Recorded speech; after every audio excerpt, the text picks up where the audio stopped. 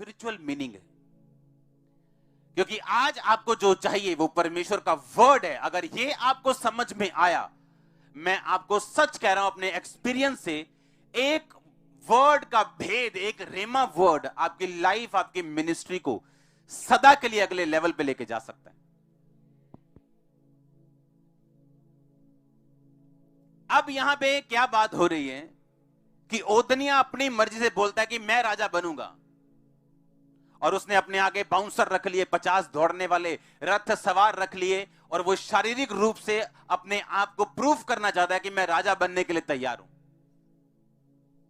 और जब ये बात नातान नबी को मालूम होती है, नातान नबी जाके बैशबा के पास जाता है और बोलता है क्या तुझे मालूम है कि वो ऐसा कर रहा है? आप जानते हैं ये राजा बनना तय था, और सुलेमान इसके कई सालों के बाद लड़के झगड़ के राजा बनता।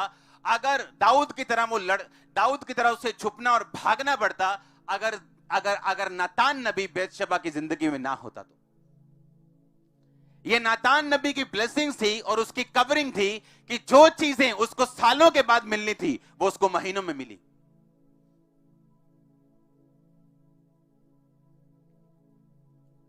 लोग बोलते हैं हमें किसी की जरूरत नहीं, किसी चर्च की जरूरत नहीं, घर बैठ के बाइबल पढ़ सकते हैं हम। हाँ, आप पढ़ सकते हैं। अगर घर बैठ के डॉक्टर बन सकते किताबों से, तो सब डॉक्टर होते। अगर घर बैठ के इंजीनियर बन सकते, घर बैठे सब इंजीनियर बनते। कौन फिर कॉलेज में जाके 25-25, 30-30 लाख खर्चता? नातान नबी ने उसको बोला कि मैं तुझको जैसा बोलूंगा अब तू वैसा कर। अब तू दाऊद के पास जाके उसे इस तरह से बोलना, और जब तू बोल लेगी मैं पूरे प्लानिंग के साथ पीछे आऊंगा और तेरी बातों को कंफर्म करूंगा, और उसके बाद परमेश्वर तुम पे दया करेगा। जब भी आप एक सक्सेसफुल इंसान को देखेंगे, उसके पीछे बहुत सारे रीजंस होंगे उसके सक्सेसफुल होने के, उसके ब्लेस्ड होने के। पहला रीजन सुलेमान की जिंदगी का ब्लेस्ड होने का यह था कि उसकी संगति जो थी वो परमेश्वर के सच्चे दासों के साथ थी। क्योंकि उसकी कवरिंग के वो दोनों नीचे थे, और इसीलिए जो चीजें संघर्ष के साथ आम लोग सालों में लेते हैं, उन्होंने महीनों में ले ली।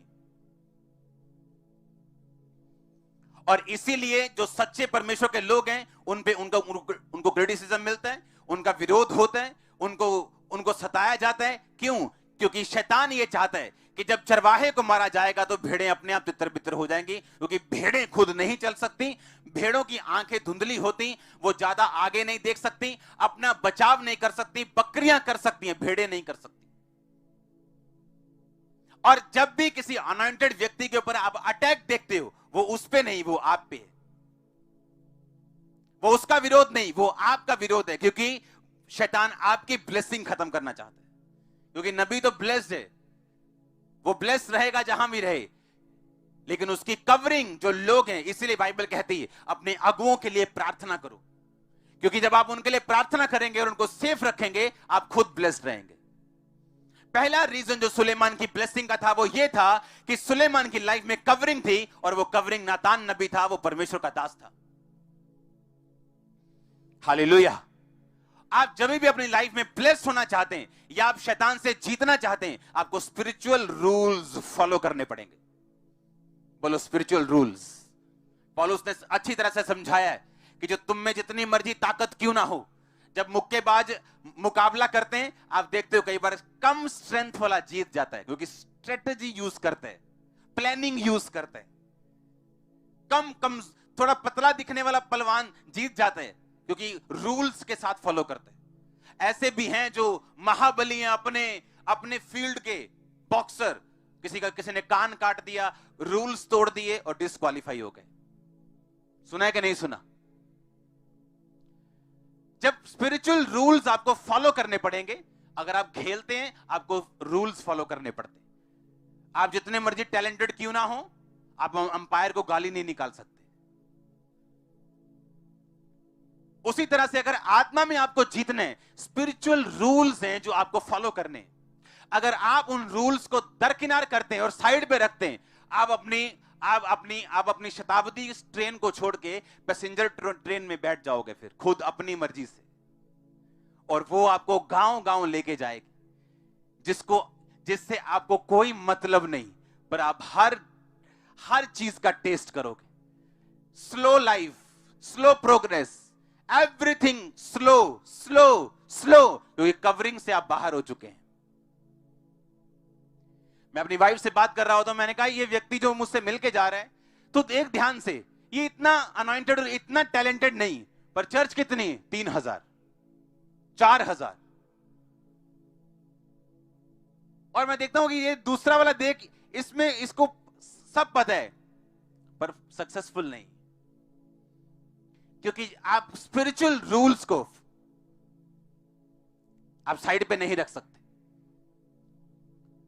जब भी आप एक सक्सेसफुल क्रिश्चियन देखोगे, स्ट्रिक्ट रूल उसने फॉलो किए हैं अपनी लाइफ, अपनी मिनिस्ट्री में उस जगह तक पहुंचने के लिए। उस वचन को हम दोबारा पढ़ेंगे, अगले रूल को मैं आपको बताऊंगा। अब मैं आपको 9 आयत पढ़ने के लिए बोलूंगा। ओदनिया ने जहलोत नामक पत्थर के पास, जो एनगरेल के निकट है, भेड़ बैल और तैयार किए हुए पशु बलि किए। राजकुमारों और यहूदी कर्मचारियों को सबको उसने बुला लिया। बोलो एनगरेल। आप जानते जो ये स्थान था एनगरेल, ये यरूशलेम के बिल्कुल पास है, और ये स्थान जहां पे पानी बहता था, और ये सोते का स्थान था। अब तो मान लो किसी जगह आपने पार्टी करनी तो सबमर्सिबल लगे, आप पानी वहां से ले लोगे। हाँ, होटल में करोगे तो वहां पानी मौजूद है। तब पानी ऐसे हर जगह नहीं होता था, सोतों के पास होता था, कुओं के पास होता था। तो जितनी बड़ी बड़ी पार्टी और फंक्शन किए जाते थे वहां किए जाते थे जहां पानी अच्छा अवेलेबल हो, कि पशु बलि किए, मीट धो रहे हैं, सब्जियां आ रही, सब्जियां धो रहे हैं, आटा गूंद रहे हैं, पानी, चावल बन रहे, पानी चाहिए, उसके बाद बर्तन धोने पानी चाहिए, पीने के लिए पानी चाहिए, सब कुछ पानी पानी पानी चाहिए।